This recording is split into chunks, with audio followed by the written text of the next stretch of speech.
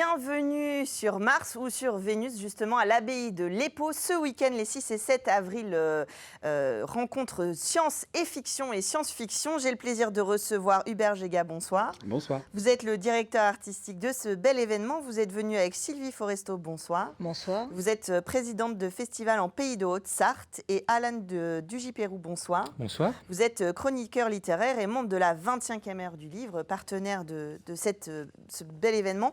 Comment, pourquoi cet événement, Mars et Vénus, science et fiction, à l'abbaye de l'Épau ce week-end?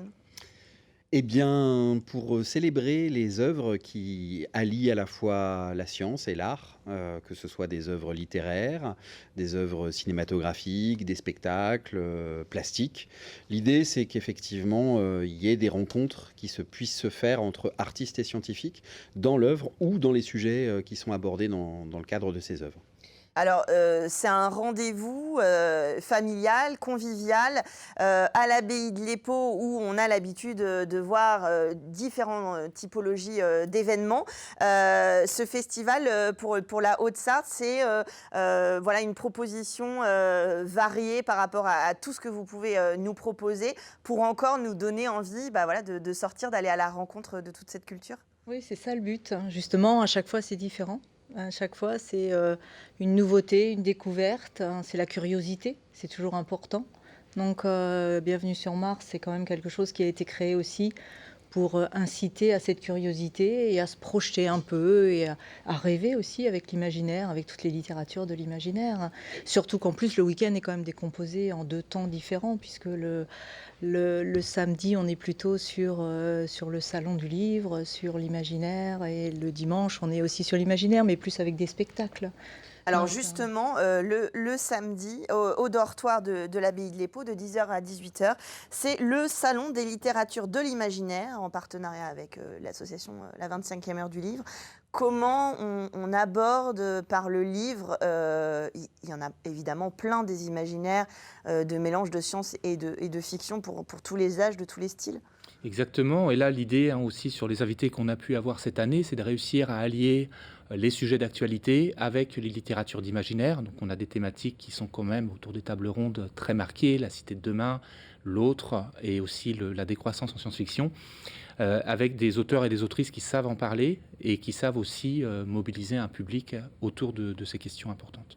Alors ça veut dire que ce sont des auteurs et des invités qui sont passionnés par la science et qui l'ont amené dans la fiction, ou est-ce que parfois c'est en travaillant sur un ouvrage qu'ils en viennent à faire des découvertes scientifiques? Alors, bonne question, il faudra leur en parler parce que c'est tous des profils différents qui ont des parcours de vie différents, des études différentes.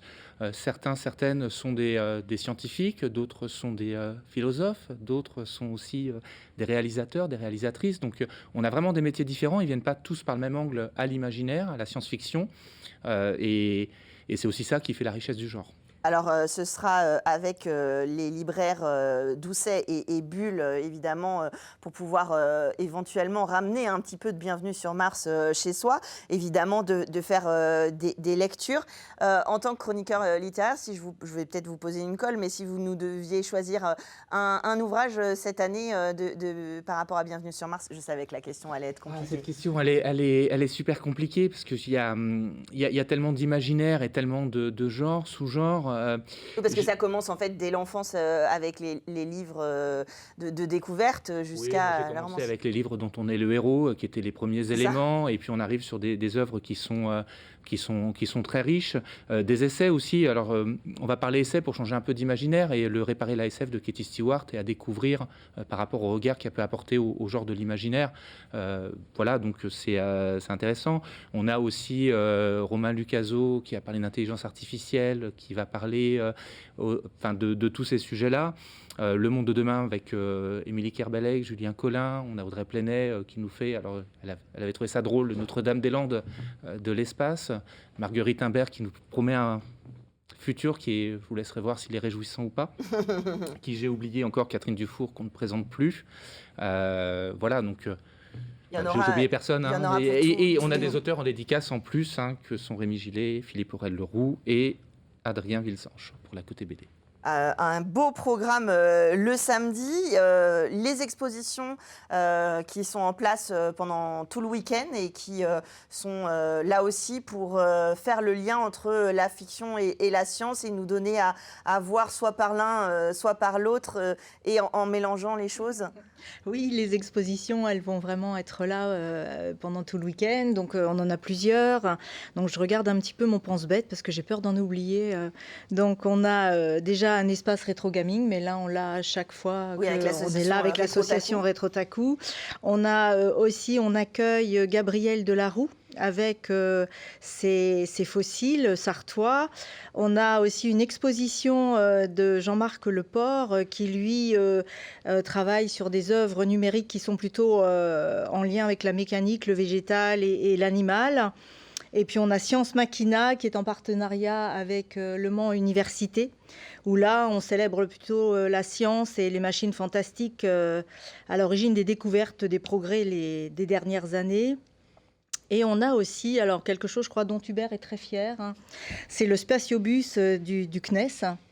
Ce sera la dernière année que le spatiobus sillonnera la France. Donc voilà, le CNES, le Centre national des études spatiales, a décidé d'arrêter le programme du spatiobus, qui est un bus de l'espace qui se balade partout en France et qui s'arrêtera à l'abbaye de l'Épau ce week-end. Et qui va nous parler de satellites, de fusées, enfin bref, Ouais. il va nous mettre des étoiles, alors, sans mauvais jeu de mots, des étoiles plein les yeux. Ouais, et puis on pourra construire des fusées, une base martienne, voir comment on mange dans la Station spatiale internationale.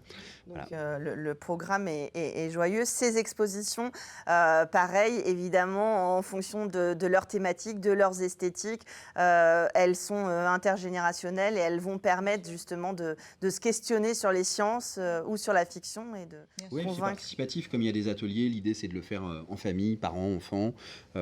Ça c'est les ateliers proposés par le CNES. Et puis toutes les expos sont effectivement accessibles en famille, les espaces de jeux vidéo et évidemment de rétro gaming, aller partager une petite partie de Pong avec son enfant, c'est plutôt pas mal.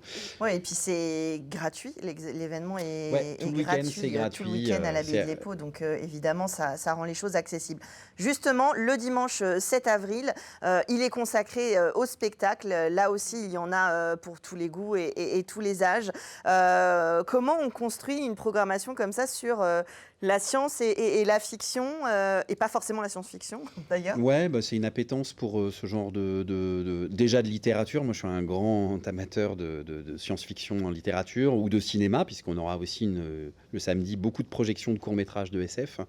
Et là, les spectacles, bah oui, c'est des questionnements qu'il peut y avoir dans ces spectacles, hein, qui sont voilà, un des spectacles. Moi, je suis très content qui va venir sur l'abbaye. C'est une éclosion d'un œuf de dragon. On va faire ensemble une cérémonie pour essayer de faire revenir les dragons sur Terre. Donc ça, c'est des cryptozoologues, donc qui sont des scientifiques qui chassent les bêtes un peu disparues ou fantastiques. Et puis on aura un robot mécanisé très très mignon qui s'appelle Clug, qui se baladera dans l'abbaye à la rencontre du public. On aura vraiment plein de spectacles qui sont des occasions soit de se projeter dans l'avenir, soit d'être sur des formes telles les robots, on aura plusieurs robots, d'ailleurs il y en aura un autre qui sera là, j'en dis pas plus, sur un skateboard. Voilà, donc il y aura vraiment plein de propositions. Ouais, l'idée, c'est de rêver, de jouer aussi, de s'amuser en apprenant des choses, mais voilà, s'interroger dans la convivialité. Vous parliez de la projection de courts-métrages en partenariat avec Graines d'Images, et puis samedi soir, à 18h30, Cosmo Party, c'est un ciné-concert intersidéral, quoi.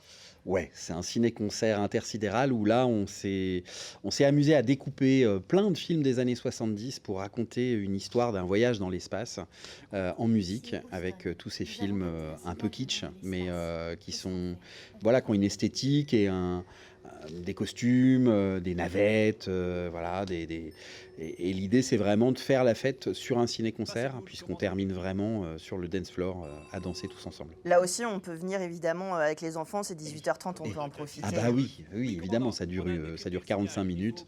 Voilà, ça sera dans le chapitre, la structure, le théâtre mobile qui est dans le parc de l'abbaye. Cet événement, il est gratuit. Évidemment, on l'a compris, salon littéraire littéraire le samedi, spectacle le dimanche, exposition tout le week-end. On peut évidemment y passer le week-end. En fait, la programmation est très riche. Même, je ne sais pas si le week-end suffira pour profiter de tout le Si, programme. parce que ça dure que le week-end, donc le week-end va suffire. Vous ne pourrez peut-être pas tout faire, mais en tout cas, le programme est très riche. Des spectacles, du cinéma, des livres évidemment à aller découvrir, des tables rondes aussi. Tout à fait. 3 tables rondes, effectivement. Une sur la cité de demain. Donc, imaginez la cité de demain, donc dans la dimension architecturale peut-être, dans la dimension intelligence artificielle aussi, et sociale bien évidemment. Une deuxième sur la figure de l'autre, l'extraterrestre, l'évolution de l'extraterrestre, ce qui représente les IA, les mutants, tous ces éléments qui sillonnent la science-fiction, pourquoi, qu'est-ce qu'il signifie, et la décroissance en science-fiction. Une thématique, alors où il y aura notamment Patrick Doumbet, que j'avais oublié de citer tout à l'heure, premier prix de la 25e heure imaginaire, sur la décroissance en SF. Qu'est-ce que la décroissance, qui va faire un peu écho aussi avec la cité de demain, donc avec tout ce beau monde. Voilà. C'est une vraie interrogation. Souvent, on se dit, est-ce qu'il y a des inventions? Est-ce qu'elles ont été inventées après l'œuvre ou est-ce que c'est l'œuvre qui les a inventées, qui a inspiré les scientifiques? C'est évidemment C'est la question de l'hypothèse, en fait, dans Bienvenue sur Mars. Les scientifiques et les artistes posent des hypothèses. Ils posent des hypothèses du futur, là, dans le cadre d'une science-fiction futuriste. Effectivement, c'est une hypothèse. Si demain, ça se passait comme ça, et si demain. Et ensuite, l'œuvre la vérifie, tente, et le scientifique fait la même chose en laboratoire. Il essaye, par l'expérimentation, de vérifier son hypothèse. Croiser des œufs de dragon, des robots et peut-être, pourquoi pas, des petits bonhommes verts.